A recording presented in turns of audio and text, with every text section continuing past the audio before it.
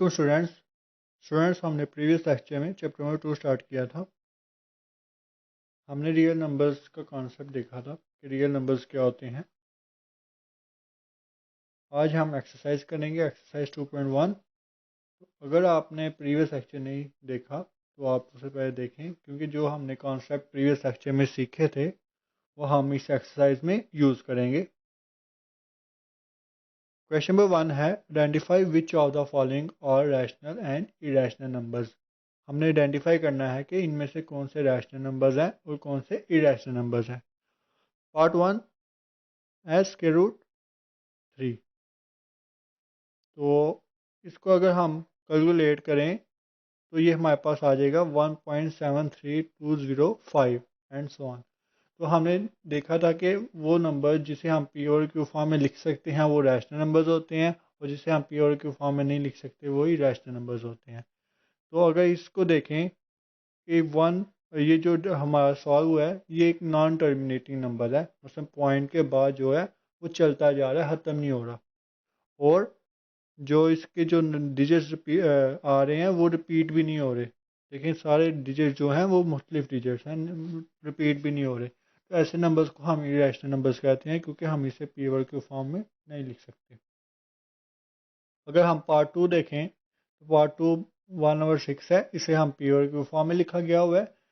और हमने देखा था कि वो रैशनल नंबर्स होते हैं जिसे पी और क्यू फॉर्म में लिख सकें, और जो nominator denominator P and Q है वो इंटीजर्स हों। तो ये 1 भी इंटीजर्स है और 6 भी इंटीजर्स है, और 6 ज़ीरो नहीं है, क्योंकि क्यू ज़ीरो नहीं होना चाहिए, 6 ज़ीरो नहीं होना चाहिए। नीचे वाला जो होता है वो ज़ीरो होगा तो हम सॉल्व भी नहीं कर सकते। तो ये एक रैशनल नंबर है, क्योंकि इसे पी और क्यू फॉर्म में हम लिख सकते हैं। पार्ट 3 है पाई। पाई का एक कांस्टेंट है, इसकी वैल्यूज हमारे पास होती है 3.14159, और ये भी नॉन रिक्यूरिंग फॉर्म है, चलती जा रही है और रिपीट भी नहीं होती, ये नॉन रिपीटिंग है डेसिमल के बाद। तो ये भी एक इरेशनल नंबर है, क्योंकि इसे भी हम पी और क्यू फॉर्म में नहीं लिख सकते। पार्ट 4 को देखें तो part four terminating decimal number है। देखें पॉइंट के बाद ये फाइनाइट हो गया, ख़त्म हो गया। तो 7.25 से हम पी और क्यू फॉर्म में लिख सकते हैं। हम पॉइंट की जगह 1 लगाएंगे और आगे डिजिट्स हैं ज़ीरो, उतने ज़ीरो लगाएंगे, तो ये हमारे पास आ जाएगा 725/100। तो इसे हम पी और क्यू फॉर्म में लिख सकते हैं। और हमने देखा था प्रीवियस लेक्चर में जो टर्मिनेटिंग नंबर्स होते हैं, टर्मिनेटिंग वो नंबर होते हैं जो पॉइंट के बाद फाइनाइट हो जाते हैं। तो टर्मिनेटिंग नंबर रैशनल नंबर्स होते हैं। तो ये रैशनल नंबर्स है, इसे हम रैशनल नंबर्स कहेंगे। आगे 5 है, 5√29। तो ये भी एक इरेशनल नंबर है, क्योंकि ये भी एक नॉन रिक्यूरिंग फॉर्म दे रहा है, क्योंकि इसके भी जो डिजिट्स हैं वो चलते जा रहे हैं, ख़त्म नहीं हो रहे। और नॉन रिक्यूरिंग ना रिक्यूरिंग भी नहीं है, नॉन रिक्यूरिंग है। तो इसे हम कहेंगे कि ये भी एक इरेशनल नंबर है। क्वेश्चन नंबर 2 को देखेंगे। Question number 2, convert the following fraction into decimal fraction. हमने क्या करना है, जो हमारे पास कुछ फ्रैक्शंस हैं उनको हमने डेसिमल में कन्वर्ट करना है। तो कैसे करते हैं, हम डिवाइड करेंगे और इसे डेसिमल में कन्वर्ट कर देंगे।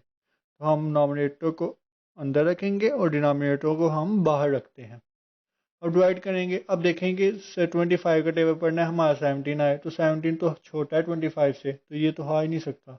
हम क्या करेंगे, ऊपर ज़ीरो पॉइंट लगाएंगे और इधर भी पॉइंट लगाएंगे और पॉइंट लगा के आगे ज़ीरो लगा देंगे। अब ये 170 बन गया। अब 25 का टेबल पढ़ेंगे, 170 के करीब करीब आ जाए। तो 25 का टेबल 6 तक पढ़ेंगे तो हमारे पास आ जाएगा 150। अगर 7 तक पढ़ें तो 175 हो जाएगा, 170 से ज़्यादा हो जाएगा, तो इसलिए हमने 6 का टेबल पढ़ा, तो ये हमारे पास 150 आ गया। अब सब्सट्रैक्ट किया तो 20 आ जाएगा।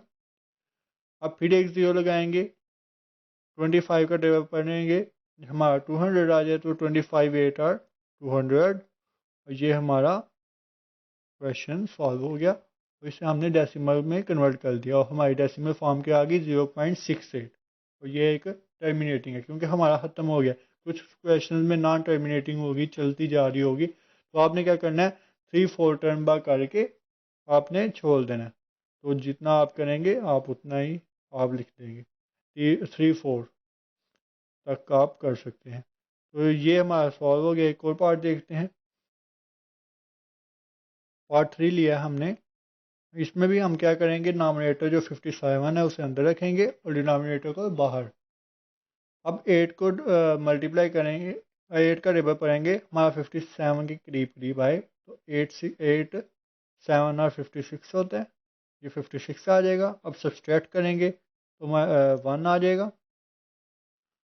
अब देखें, अब 8 का टेबल हम नहीं पढ़ सकते तो हम क्या करेंगे, पॉइंट लगाएंगे। तो 7 के आगे पॉइंट लगाएंगे, यहाँ पे पॉइंट लगा के 0 लगा लिया। अब ये 0 नीचे उतार लिया तो 8 का टेबल पढ़ना है, हमारे पास 10 आए। 8 1 आर 8 पॉइंट लगा दिया, 8 1 आर 8 आ जाएगा। अब इसे सब्सट्रैक्ट करेंगे, 2 आ गया। अब एक और 0 नीचे उतारेंगे, 8 का टेबल पढ़ेंगे, 20 आए तो 20 के करीब करीब आ जाएगा। 8 2 आर 16। अजैट 20 तो नहीं आया लेकिन करीब करीब हम ले आएंगे, अजैट नहीं आएगा तो अब सब्सट्रैक्ट करेंगे तो ये हमारे पास 4 आ गया। अब एक और 0 नीचे उतारा, 8 5 आर 40। ये हमारा क्वेश्चन सॉल्व हो गया। और ये भी एक टर्मिनेटिव फॉर्म है, फाइनाइट हो गया। 7.125 डेसिमल नंबर हमारे पास आ गया। हमने फ्रैक्शन को डेसिमल में कन्वर्ट कर दिया। तो ये हमने 4-5 क्लास में हमने डिवाइड करना सीखा है। तो ये आप कर सकते हैं। बाकी भी क्वेश्चन को आपने डिवाइड करना है और आपकी डेसिमल फॉर्म आ जाएगी। बाकी आप खुद कर सकते हैं। अब हम क्वेश्चन नंबर 3 की तरफ चलेंगे। क्वेश्चन नंबर 3 में क्या कह रहा है। क्वेश्चन नंबर 3 है, which all the following statements are true and which are false. हमने ये बताना है कि कौन सी स्टेटमेंट ट्रू है और कौन सी फॉल्स है।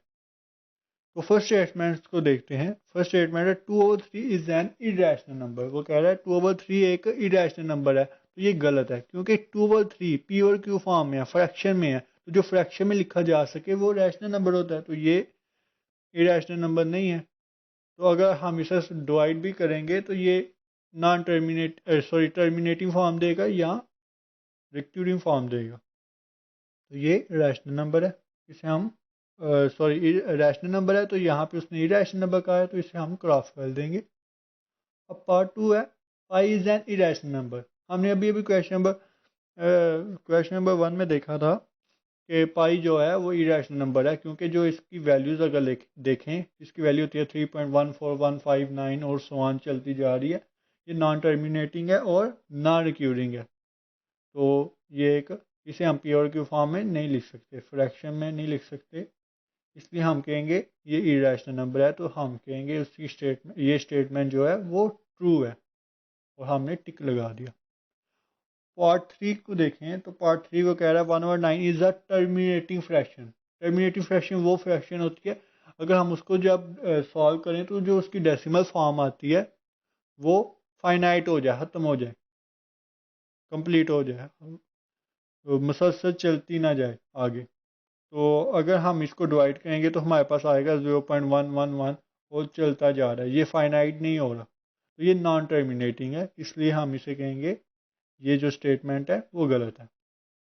पार्ट 4 देखें तो पार्ट 4 में 3 और 4 इज़ अ टर्मिनेटिव फ्रैक्शन। तो क्या है, 3 और 4 जो है वो टर्मिनेटिव फ्रैक्शन है।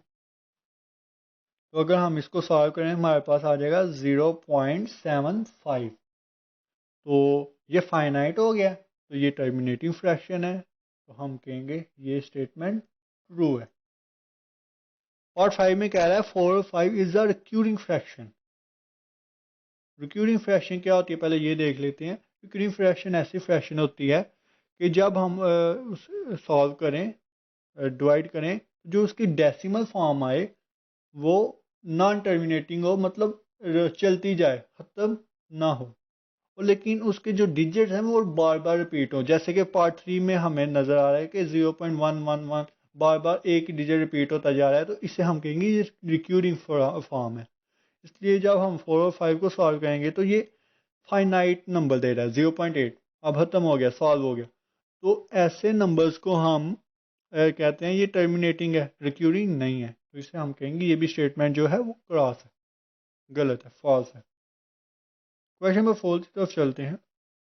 क्वेश्चन नंबर 4 में हमने नंबर लाइन पे कुछ नंबर्स को रिप्रेजेंट करना है। तो पहले हम नंबर लाइन ड्रा करेंगे। कैसे ड्रा करेंगे? एक एरो बनाएंगे एक, और हम दरमियान में 0 लगा दिया, और फिर लेफ्ट राइट साइड पे हमने पॉजिटिव इंटीजर जैसे कि 1 2 3, और जितने मर्जी लिख सकते हैं, जितनी हमें ज़रूरत है उतने लिख लें। और हम लेफ्ट साइड पे भी नेगेटिव इंटीजर्स लिख देंगे, और हमने लिख दिए -1 -2 -3 और सो ऑन। तो हमें इतनी ही ज़रूरत है, हमने इतने लिखे हैं। अगर आप ज़्यादा ज़रूरत हो हम ज़्यादा लिख सकते हैं। हमें कैसे पता चलेगा कि हमने कितने लिखने हैं? तो आपको जो भी नंबर रिप्रेजेंट करने के लिए कहा हो, कोई भी फ्रैक्शन दी हो, आप उसे कैलकुलेटर से डिवाइड करें। जो आपका जवाब आएगा ना, जैसे कि पार्ट 1 है, पार्ट 1 को आप कैलकुलेटर से डिवाइड करेंगे तो आपका 0 पॉइंट कुछ आ जाएगा। तो इसका मतलब है आपने 0 के आगे तक जाएगा, 0 और 1 के दरमियान रहेगा ये। अगर आप कोई भी क्वेश्चन है उसे डिवाइड करें, जैसे कि पार्ट 3 को देखें, तो पार्ट 3 में हमें पता चला है 1 कंप्लीट है, 1 कंप्लीट है, और 4 में से 3, 4 को 3 से डिवाइड करें तो हमारा फिर से आएगा। तो 1, ये 1 के आगे की बात हो रही है, तो 2 के पीछे की बात हो रही है। तो इसलिए हमें पता चल जाएगा कि ये हम कितनी नंबर लाइन को ड्रा कर सकते हैं। तो पार्ट 1 को सॉल्व करते हैं। कहाँ पे ये लाई हो रहा है हमने बताना है। तो इसमें देखें कि इसका मतलब है, ये पहले तो हमने ये देखना होता है कि जो फ्रैक्शन हमें दी हुई है ये प्रॉपर फ्रैक्शन है या इम्प्रॉपर फ्रैक्शन है। प्रॉपर फ्रैक्शन वो होती है जिसमें नॉमिनेटर छोटा हो, डिनोमिनेटर बड़ा हो, तो ये एक प्रॉपर फ्रैक्शन है। अगर नॉमिनेटर बड़ा हो, ऊपर वाला बड़ा हो, नीचे वाला छोटा हो, तो आपने क्या करना है, आपने उसे प्रॉपर फॉर्म में बनाना है। हमने सीखा हुआ है कैसे प्रॉपर फॉर्म बनाते हैं, डिवाइड करके हम प्रॉपर फॉर्म को बना लेते हैं। जैसे कि ये फॉर्म बनी हुई है, इस तरह हम बना लेते हैं अगर ऊपर वाला बड़ा बड़ा हो तो ये सब जितने भी हमारे पास क्वेश्चन है वो प्रॉपर फॉर्म में है, तो हम इसे रिप्रेजेंट कर देंगे। तो इसका मतलब है 3 में से 2, हम 0 के आगे की बात कर रहे हैं, क्योंकि इसके पीछे कोई भी नहीं डिजिट, कोई भी नहीं है, होल नंबर, पूरा नंबर नहीं है, पूरा डिजिट नहीं है। तो हम 3 और 2 को रिप्रेजेंट करेंगे। हम 0 और 1 के दरमियान 3 पार्ट बना लेंगे, इसे रिप्रेजेंट करें, क्योंकि इसका नीचे 3 है, तो इसका मतलब है 3 में से 2, तो इसके 3 पार्ट बनाएंगे और 2 पे लाई डाल देंगे। इसके 3 पार्ट बनाए, तो ये देखें, ये पार्ट बनेंगे 0 1, सॉरी ये 0 था, ये 1 2 3, 3 पार्ट बन गए, 1 2 3, 3 में से 2, यहाँ पे हम इसे लाई डाल देंगे, 1 2, यहाँ पे लाई डाल दिया, तो ये हमारा पॉइंट आ गया यहाँ पे। इसी तरह अगर हम पार्ट 2 को देखें, अब इसके साथ नेगेटिव साइन आ गया, तो देखें कि जब हम पॉजिटिव साइन होगा या कोई भी साइन नहीं है, इसका मतलब है पॉजिटिव है, तो पॉजिटिव है तो हम राइट साइड को मूव करते हैं, 0 के राइट साइड को। अगर साइन माइनस का आ गया तो हम 0 के लेफ्ट साइड को मूव करते हैं। और ये -4 और 5 आ गया तो हम 0 के लेफ्ट साइड की तरफ जाएंगे, माइनस वाले साइड की तरफ जाएंगे। तो इसमें भी 5 में से 4, 0 के आगे हम 5 पार्ट बनाएंगे। तो ये हमने 5 पार्ट बनाए, 1 2 3 4 5। तो हमने जो -1 है इसको भी इंक्लूड करना है, ये वाली लाइन को भी। तो ये 5 पार्ट बनाए, 1 2 3 4 5, 5 में से 4, 1 2 3 4, यहाँ पे हम इसे लाइक कर देंगे। तो ये आ गया -4 और 5। अब पार्ट 3 को देखें, तो पार्ट 3 में क्या है कि 1 होल नंबर है, 1 है पूरा, तो हम 1 के आगे की बात करेंगे। तो आ गया 4 में से 3, हम 1 के आगे आएंगे, और 1 के आगे 4 पार्ट बना लेंगे। जैसे कि हमने ये पार्ट बना लिए, 1 2 3 4, 4 में से 3 पर हम रिप्रेजेंट कर देंगे इस पॉइंट को। यहाँ पे देखें, 1 2 3, 4 में से 3, तो ये हमारे पास आ गया 1 3 ओवर 4।